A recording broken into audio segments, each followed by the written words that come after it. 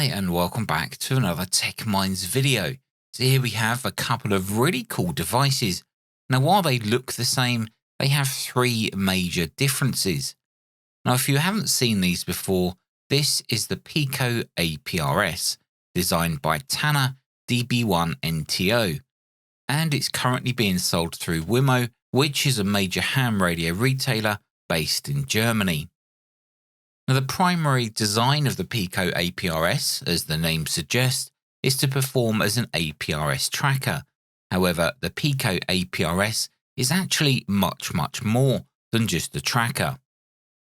With Bluetooth, Wi-Fi and GPS built in, the PicoAPRS can also act as a Kiss TNC over Bluetooth, Wi-Fi or USB serial. Now the differences between these two devices, although they look identical, is that one uses the 2 meter VHF band, transmits APRS packets using AFSK, and is also able to be used as an FM transceiver. The other device uses the 70 centimeter ham band, and instead of AFSK, it uses Lora.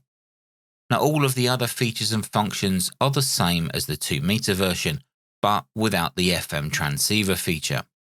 The PicoAPRS doesn't come with an antenna, but these Diamond SRH519 antennas are dual band and they're extremely lightweight, so they're a perfect match for the PicoAPRS.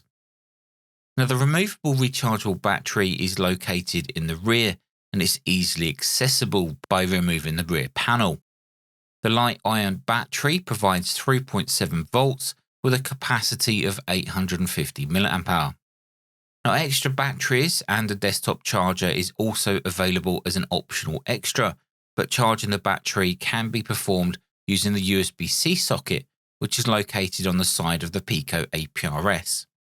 Now to power on the PicoAPRS, simply press and hold the left side button. Now this also acts as a PTT when it's in FM transceiver mode on the VHF version. Below the colour screen, you'll find the main controls with an up and down, a left and right, and then a push button in the centre. Pressing left on the controls, you'll enter into the main menu, which hosts quite a few features, which we'll go through in a moment. But the first thing that you need to do is configure your details into the PicoAPRS, such as your call sign, the SSID, and the frequency that you want it to transmit on. You can also configure which APRS symbol will be sent with your position packets, which translates onto any APRS map like we find on APRS.fi. You can also set a TX interval, although the PicoAPRS does actually have smart beaconing, meaning it will not transmit as often if your location has not changed. Of course, you need to enter your call sign into the PicoAPRS, as that will be used as your transmitted ID. You'll also need to enter an SSID. Now, adding a comment or status text can also be performed directly on the PicoAPRS, along with the frequency.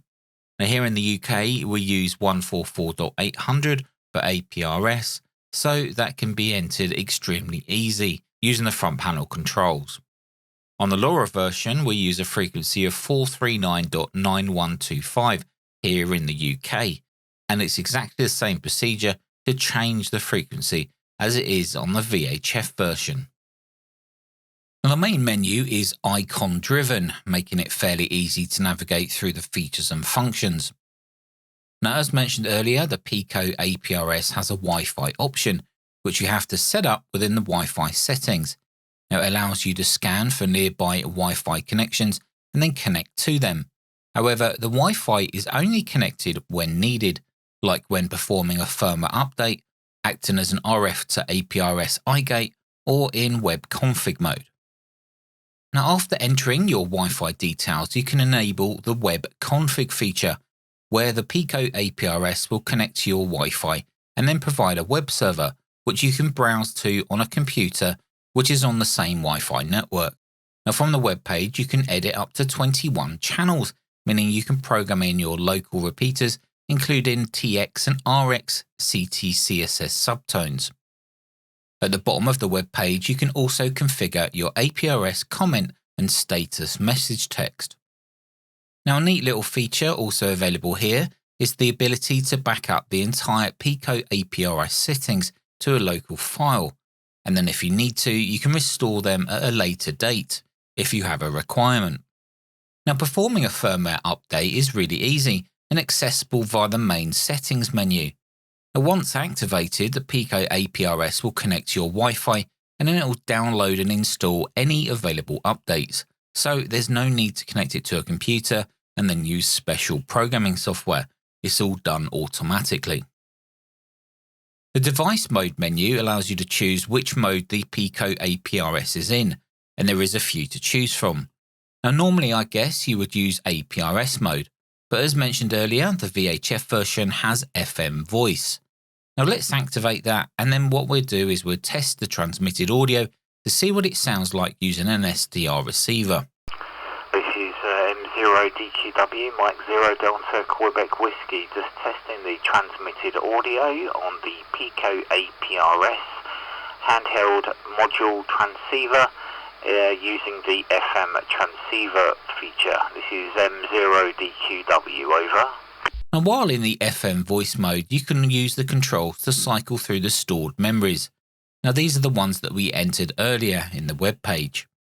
You can also enter into VFO mode, so you can manually set the transmitted and received frequency. Now, as well as reporting your position on the APRS network, sending and receiving personal messages is also possible. But here I have the 2-meter version on the left with a call sign and SSID of M0DQW-7. And on the right, I have the LoRa version with a call sign and SSID of M0DQW-6. Now, these two devices cannot talk directly to each other because they're on different bands, but through the APRS network, we're able to send a message from one device to the other. Now, when creating a new message, you need to enter the destination call sign, including the SSID. You can then type your message and hit send. Now, technically, the sending device is transmitting my message on VHF, which is being picked up by a local 2-meter APRS packet node. That node then sends my message to the APRS IS servers, which then a connected LoRa APRS node on the UHF band retransmits that message out on RF. Now, this is then received by the PicoAPRS on the right, and the message is notified on screen. Now, you can activate beeps or audible alerts, and when a new message is received, you'll have an audible alert as well as a visual alert. Now, one of the options within the device mode setting is called Kiss TNC. When in this mode, you can connect to the PicoAPRS using Bluetooth, if you want to use a mobile application, for example, or you can connect either using USB serial or TCP, i.e. the Wi-Fi connection.